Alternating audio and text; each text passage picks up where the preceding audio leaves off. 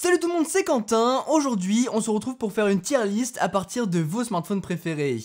Allez, c'est parti.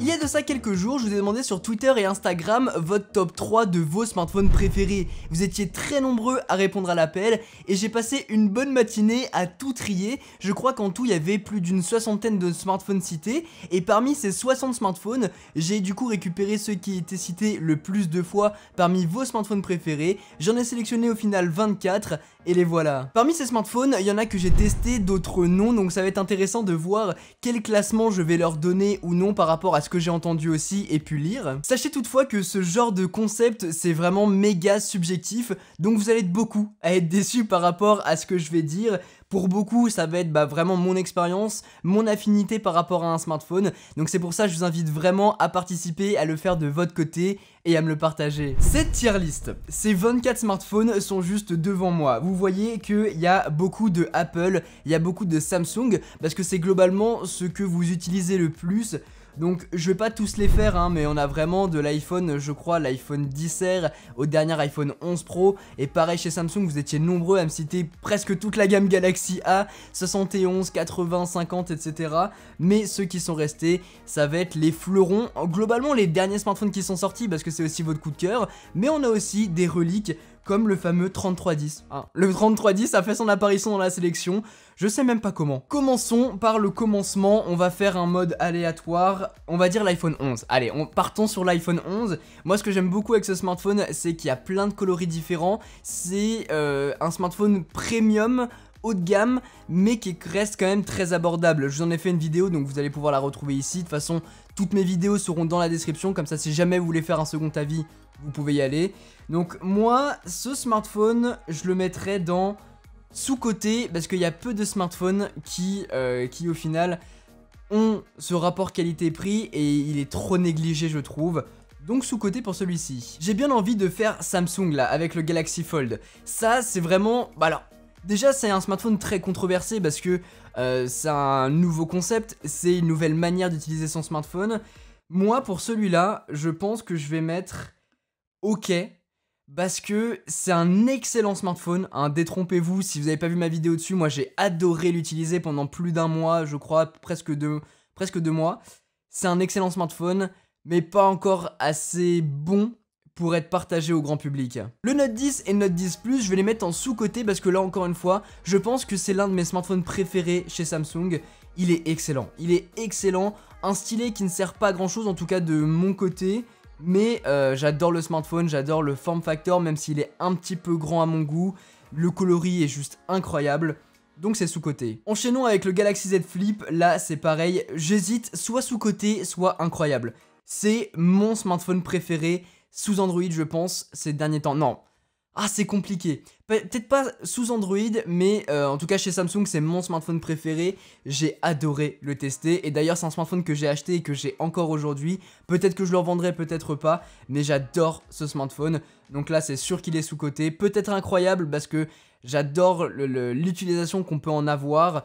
Donc voilà, sous-côté pour moi. Ensuite, le Xiaomi 10S, là par contre je vais mettre en... c'est un smartphone pliable, donc c'est cool. Mais je déteste comment on l'utilise en fait. Avoir un bouton pour pouvoir agrandir son écran, pour moi c'est non en fait. On ne devrait pas rajouter des boutons sur les smartphones mais plutôt les enlever. C'est un smartphone que j'ai pas encore pu tester malgré que je l'ai bien vu dans des événements.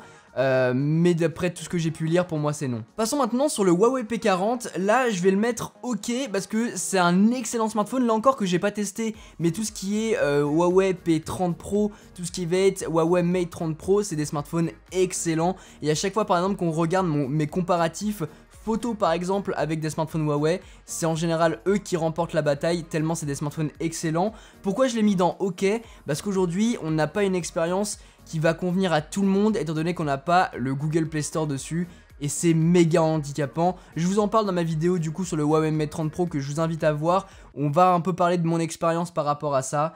Pour moi c'est OK parce que il est quand même excellent. Passons maintenant sur l'iPhone 11 Pro et je vais pas vous faire de dessin, je vais le mettre dans incroyable. Tout simplement parce que c'est mon smartphone personnel qui me permet de tout faire aujourd'hui. C'est vraiment mon outil de travail, il n'y a pas de fanboy là-dedans, c'est vraiment le smartphone qui me convient le mieux aujourd'hui en termes de photos, en termes d'utilisation, en termes d'expérience. Donc voilà, c'est le smartphone incroyable. Et d'ailleurs vous étiez méga nombreux à le citer. Je crois que c'est l'iPhone, enfin c'est le smartphone qui a été cité le plus de fois parmi vous. Donc pour moi c'est incroyable. L'iPhone SE2, pareil, je vais le mettre en sous-côté parce que c'est un excellent smartphone, tout simplement. C'est le meilleur rapport qualité-prix qu'on peut retrouver aujourd'hui sur le marché. Mais comme je vous disais dans ma vidéo, je pense que je vais vous faire vraiment un guide d'achat complet sur toutes les différentes gammes de smartphones et lequel je peux vous conseiller. Donc on reviendra à son sujet, mais sous-côté, totalement. L'iPhone 10. L'iPhone 10, j'ai une expérience assez particulière avec lui. Parce que c'est le smartphone qui m'a fait beaucoup changer d'avis sur Apple. Donc je vais le mettre en incroyable. Parce que c'est le smartphone qui a changé beaucoup de choses dans l'univers aussi du smartphone. Avec son côté borderless, le Face ID qui est apparu à ce moment-là. Je vais le laisser dans incroyable pour l'instant. Je verrai si je le réajuste à la fin ou pas. Mais pour l'instant c'est incroyable parce que c'est vraiment un smartphone qui a eu énormément d'impact sur beaucoup de choses depuis qu'il est sorti. iPhone XR, pareil, je vais le mettre en sous-côté, malgré qu'il ait fait un petit peu son expérience. Je vais pas le mettre dans OK parce que ça reste quand même un excellent smartphone. Et pareil, si on a envie d'avoir un smartphone pas trop cher, l'iPhone XR ça reste encore un excellent rapport qualité-prix. Malgré que je peux peut-être plus vous conseiller l'iPhone SE aujourd'hui, mais c'est encore deux expériences différentes puisqu'il y en a un qui a un bouton et l'autre qui a des gestes. Encore une fois, je vous laisse regarder mes vidéos dans la description. Je le mets en sous-côté pour pas le mettre dans la catégorie. En fait, il devrait être entre OK et sous-côté quoi. L'iPhone XS, je vais le mettre dans OK parce que c'est un très bon smartphone, mais en même temps, sans être extraordinaire non plus, il apporte rien de différent. Quand je vous parlais tout à l'heure de smartphones qui n'avaient rien à voir dans ce classement, il y a le Nokia 3310. Vous étiez nombreux à le citer, donc il est là dans cette tier list. Et moi, je vais le mettre dans incroyable, hein, parce qu'il a traversé les âges, ce smartphone mine de rien. Il y a même eu un refresh de ce Nokia 3310 très récemment, que j'ai pu découvrir au Mobile World Congress il me semble. Donc je vais le mettre dans incroyable. Le OnePlus 7 Pro, je vais le mettre... Oh, c'est compliqué. Je pense que je vais le mettre dans OK, parce que encore une fois, il n'y a pas de catégorie entre OK et sous-côté. C'est pas un smartphone incroyable, donc je pourrais pas le mettre dans cette catégorie-là. Il est pas sous-côté parce qu'il a été extrêmement bien référencé. Et le OnePlus 7 Pro, ça a été un de mes coups de cœur d'il y a quelques mois. Parce qu'aujourd'hui, il y a le OnePlus 8 et le OnePlus 8 Pro. Et du coup, on en vient au OnePlus 8 que moi je trouve sous-côté. Voilà. Le OnePlus 8 est totalement sous-côté, c'est mon smartphone presque préféré. Ouais, je pense que c'est mon smartphone préféré sous Android en ce moment, parce que il est meilleur, je trouve, que le OnePlus 8 Pro, on a une meilleure expérience. Donc voilà, si vous voulez avoir le meilleur sous Android pour un prix qui est pas trop cher non plus, le OnePlus 8 Pro. Le OnePlus 8. OnePlus 8. Et on en vient au OnePlus 8 Pro, moi je vais le mettre dans OK, non, je vais peut-être le mettre dans surcoté. Je vais peut-être le mettre dans surcoté parce que il est un peu trop cher pour ce que c'est. Après, il a pas encore fait son temps malheureusement, il vient tout juste de sortir, donc c'est un peu le juger un peu trop tôt je trouve. Mais c'est un smartphone, ouais, je le mettrai entre OK et surcoté peut-être. On va laisser dans cette catégorie là pour l'instant. Il est excellent, hein. Vraiment, détrompez-vous, hein. C'est vraiment un excellent smartphone. Mais il y a de meilleurs rapports qualité-prix sur le marché aujourd'hui avant d'en arriver à celui-là. Le Galaxy S20, il va direct en sous-côté. C'est un smartphone malheureusement qui n'a pas été assez poussé par Samsung, étant donné que derrière il y avait le S20 Ultra, mais on va y venir dans un instant.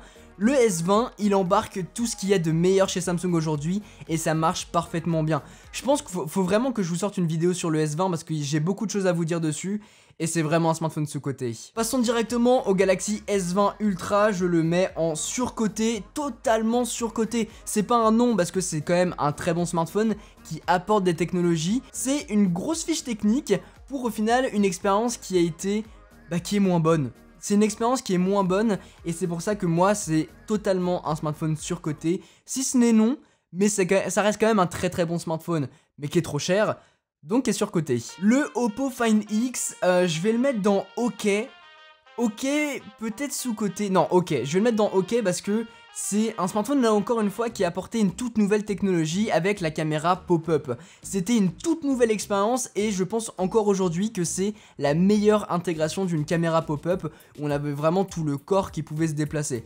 Incroyable, très beau design, très beau dos, très beau mécanisme, mais malheureusement c'est un smartphone qui était trop cher pour ce que c'était et donc ça va être dans OK. Je me suis trompé d'une image, j'ai mis le S20 Plus, mais c'était le Oppo Find X2, donc on va passer sur celui-là en imaginant que c'est le Oppo Find X2, hein, je ferai des miracles au montage. Celui-ci, je l'ai pas encore testé, mais je suis persuadé que ça va être un appareil sous-coté, malgré qu'il soit très cher, il va être boycott par pas mal d'entre vous, j'imagine, mais on en parlera plus en détail quand je l'aurai entre les mains et que je pourrai vraiment vous en parler. Je pense que pour l'instant il est sous-coté. Quand je vous disais qu'il y avait beaucoup de Samsung, on en a encore deux à voir, comme le S8. Le S8, je vais le mettre dans OK, parce que c'est un excellent smartphone que j'ai beaucoup utilisé, donc très bon smartphone. Et là encore une fois, on va avoir le S10. Le S10 que je vais mettre en sous-coté aujourd'hui à l'heure où je tourne cette vidéo là, parce qu'il a énormément décoté en termes de prix et vous pouvez le choper pour vraiment pas cher, et c'est un excellent rapport qualité-prix aujourd'hui que je peux vous conseiller. Donc voilà, c'est encore une fois un petit peu compliqué de vous conseiller des smartphones parce qu'au fur et à mesure des années, les smartphones très haut de gamme, premium, d'il y a 1 an, 2 ans, deviennent très abordables et donc ont un très bon rapport qualité-prix, alors qu'au moment où ils sont sortis, c'était pas le cas. Donc au moment où je sors cette vidéo, ou au moment où je fais cette tier list, le S10 et S10 Plus sont sous-cotés. Parlons de Google. Google avec ses pixels, on en a deux à traiter, le Pixel 3, 3XL, et on va traiter aussi le Pixel 4. Le Pixel 4, il va dans le nom. Il va dans le nom directement parce que je suis désolé, j'adore Google, j'adore leur expérience, c'est ce qu'il y a de plus fluide aujourd'hui sous Android. En plus, je crois que c'était l'un des premiers à embarquer le 90 Hz de façon fluide, sans parler de smartphone gaming. Donc pour moi c'est un non parce qu'ils ont raté le coche avec celui-là. Même s'il est incroyable, il s'est fait dépasser, et ce très largement par beaucoup d'autres smartphones. Les OnePlus, même les Xiaomi valent plus le coup, et on y viendra. Donc voilà, pour moi c'est un non. Par contre, le Pixel 3 XL, pour moi je vais le mettre dans OK. Encore une fois, il est entre les deux, il est entre OK et sous-coté, parce que c'est un excellent smartphone que j'ai adoré. Là encore une fois, je l'ai utilisé pendant des mois, et Dieu sait que c'est beaucoup quand on teste beaucoup de smartphones comme moi. Finalement, parlons d'un smartphone que vous avez encore beaucoup cité, le Xiaomi Mi 10, Mi 10 Pro aussi. Je vais le mettre dans OK parce qu'il coûte quand même très cher. On parle de plus de 1000 €, enfin environ 1000 €. Et pour moi, pour un smartphone Xiaomi, c'est pas ce qu'il y a de meilleur. En tout cas, c'est pas ce que je peux vous conseiller aujourd'hui, même s'il est excellent, hein, et j'en ai recommandé beaucoup de chez Xiaomi. Pour au-delà de 700 €, je trouve qu'il y a mieux sur le marché, et on les a vus. Et d'ailleurs, on va faire un petit réajustement, parce que en voyant tout ça, il y a des smartphones qui méritent pas leur place, comme par exemple le Z Flip. Le Z Flip, je le monte en incroyable. Voilà. Assassinez-moi dans les commentaires, mais le Z Flip je le trouve vraiment incroyable, là où le Fold je vais le laisser dans OK. Voilà, au final, ma tier list. N'hésitez pas encore une fois à me partager la vôtre avec le hashtag ma tier list avec Quentin, ça peut être vraiment cool de voir vos résultats. Encore une fois, c'était une vidéo très subjective, hein, c'est pour ça que je vous invite vraiment à participer et à me partager votre tier list. C'est des smartphones que vous m'avez conseillé toutefois, donc si c'est ceux-là qui sont apparus plutôt que d'autres, bah c'est de votre faute, hein. C'est vous qui avez beaucoup voté sur ceux-là, mais c'est les 24 meilleurs aujourd'hui. C'est vrai que ces 24 smartphones, c'est ceux que je peux vraiment vous recommander. Même s'il y en a qui sont dans la catégorie non et d'autres en surcoté, ça reste tout de même d'excellentes références. N'hésitez pas de votre côté à participer et à me dire en commentaire ce que vous avez pensé de cette vidéo. Si vous voulez qu'on refasse peut-être une autre tier list par rapport à un autre sujet tech, ça peut être envisageable. Si jamais cette vidéo vous a plu, n'oubliez pas de mettre un gros pouce bleu, et si jamais vous faites partie des 74% de personnes qui regardent mes vidéos mais qui sont pas encore abonnées, bah n'hésitez pas à le faire, c'est hyper facile, on appuie, on s'abonne et on voit mon contenu. Et en plus il y a des choses très cool qui arrivent, plein de contenus différents, divers et variés que vous allez kiffer. Et n'hésitez pas à me dire en commentaire, on remet le Dundee Awards à qui hein? C'est quel smartphone qui mérite ce Dundee Awards, du coup du meilleur smartphone? Je pense qu'on fera une élection à partir du moment où on fera un guide d'achat. Donc une élection, un Dundee Awards par catégorie, ça peut être plutôt cool. Sur ce, c'était Quentin, passez tous une très bonne journée. Tchou!